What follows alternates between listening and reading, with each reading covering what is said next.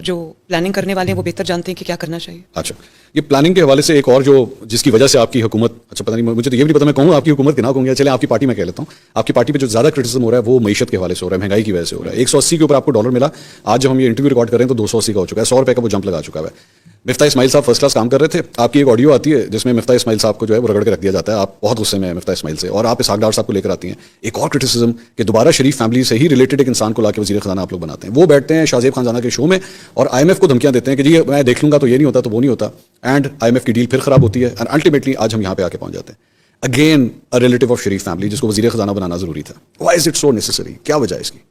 منصور, وہ وزیر خزانہ تب بھی تھے جب وہ شریف فیملی کے ریلیٹو نہیں تھے, ٹھیک ہے, اور وہ اپنے میرٹ پہ وزیر خزانہ تھے. اس وقت ان کا شریف فیملی سے کوئی رشتہ نہیں تھا, ٹھیک, اور وہ شخص وہ وزیر خزانہ ہے جس نے پاکستان کو بارہا مشکلات سے نکال کر اس کی اکانومی کو اسٹیبلائز کیا. اچھا, اور ابھی آپ نے جو بات کی کہ 180 پہ ڈالر ملا اور آج 250 سے زیادہ ڈالر ہے, 280, تو مجھے یہ بتائیں کہ جب نواز شریف کی حکومت گئی تھی وزیر خزانہ کون تھا؟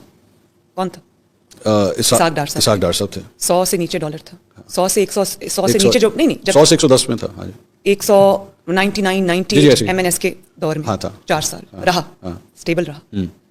تو 99 سے وہ 180 پہ کیسے پہنچا؟ اس کی ریزنز تھیں, اس کی ریزنز یہ ہیں امپورٹ بیسڈ اکانومی, اس کی ریزنز یہ ہیں جو اوور آرچنگ ریزنز ہیں, وہ یہ ہیں کہ ایک ایسے شخص کو آپ نے لا کے بٹھا دیا جس کو اکانومی کا کچھ پتہ نہیں تھا. اچھا, اور آپ یہ دیکھیں کہ ایک منسٹر آ رہا تھا, ایک جا رہا تھا, فائنانس منسٹر کتنے چینج ہوئے آپ کو پتہ ہے؟ آپ کے دور میں نہیں, ان کے دور 3. اور پھر جو IMF کے ڈیل جس طرح کی گئی اور ہاتھ پاؤں باندھ کے پاکستان کو IMF کے سامنے رکھ دیا گیا, اور پھر جاتے جاتے وہ ڈیل, ایک سیکنڈ, وہ جاتے جاتے وہ ڈیل فلاؤٹ کر دی اور اس کا بریچ کر دیا, اور جس کی وجہ سے آج جو IMF جو ہے وہ کڑی سے کڑی شرائط رکھ رہا ہے, اور وہ یہ کہتا ہے کہ آپ نے پہلے معاہدے کی خلاف ورزی کی, آج آپ یہ قیمت بڑھائیں, یہ ٹیکس لگائیں, ہم اس کے بعد آپ سے معاہدہ کریں گے. آج ان چیزوں کی میں نے تو کہا تھا کہ بجائے اسحاق ڈار صاحب بات کریں یا شہباز شریف صاحب IMF سے بات کریں, عمران کو بٹھائیں, اس کو کہیں کرے بات اور بتائے کہ میں نے کیا شرائط رکھی تھی اور کیوں رکھی تھی. ایکچولی ڈونٹ یو تھنک کہ اصل بات یہ ہے کہ IMF کے ساتھ جو کوئی بھی ڈیل کرے, چاہے عمران خان صاحب کریں چاہے آپ لوگ کریں, سچویشن اتنی پھنسی ہوئی ہے کہ کوئی بھی آ کے کوئی اچھی سویٹ ڈیل نہیں لے سکتا, مجبوریاں ہیں, سب کو کرنا پڑے گا. تھینک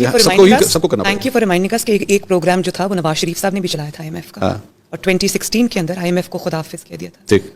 وہ ڈیل نواز شریف صاحب نے بھی نبھائی, اور بعد میں کیا ہوا؟ اور بعد میں جو ہوا وہ نواز شریف صاحب کی وجہ سے نہیں ہوا, نواز شریف صاحب کو نکالنے کی وجہ سے ہوا. ملک ڈاؤن ہل چلا گیا, ملک نوز ڈائیو کر گیا, اکانومی نوز ڈائیو کر گئی. میں روز اپنی تقریر میں یہ لوگوں کو یاد کراتی ہوں کہ وہ ایک ڈیل IMF کی نواز شریف صاحب نے بھی کمپلیٹ کی تھی. اس ڈیل کے ہوتے ہوئے بجلی کی پرائس نہیں بڑھی, 11 روپے پر یونٹ بجلی تھی, آٹا 35 روپے کلو رہا, چینی 50 روپے کلو رہی, گھی جو تھا وہ 140 روپے کلو رہا, سبزیوں کی قیمت کم سے کم رہی. تو وہ کیسے ہوا؟ 4 سال کیسے مینج کیا انہوں نے؟ ان کے پاس کوئی میجک وانڈ تھا؟ کیا تھا؟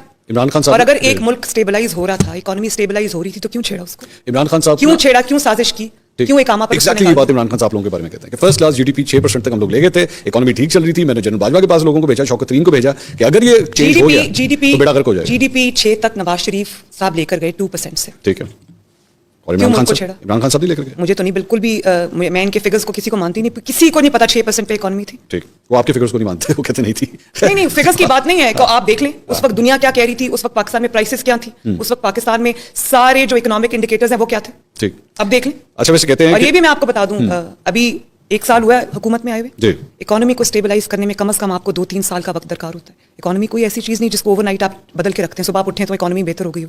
اسی لیے پولیٹیکل اسٹیبلٹی اس ملک کے اندر ضرورت ہے. اسی لیے جو فتنہ, فساد اور انتشار کی سیاست ہے, اس سے پاکستان کو نجات ملنی چاہیے. پاکستان کا فل فوکس اکانومی پہ ہونا چاہیے. الیکشنز ہونے چاہیے ٹائم پہ, بالکل ہونے چاہیے, اپنے ٹائم پہ ہونے چاہیے. What do you mean by اپنے ٹائم؟ اب مجھے یہ بتائیں کہ میں تو الیکشن کے لیے پہلے تیاری کر رہی ہوں, اور میں نے آپ کو پہلے بتایا کہ 70-80% کام میں اپنا اللہ کا شکر میں پورا کر چکی. میں نے پورے پنجاب کا دورہ کیا, پورے پنجاب کا, اپنے سارے کینڈیڈیٹس جو ہیں وہ ہم نے شارٹ لسٹ کیے ہیں, فائنلائز کیے ہیں.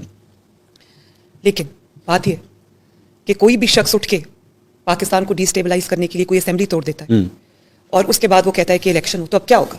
آج الیکشن ہو جائیں گے. You wanted him to do that. آپ نے کہا تھا.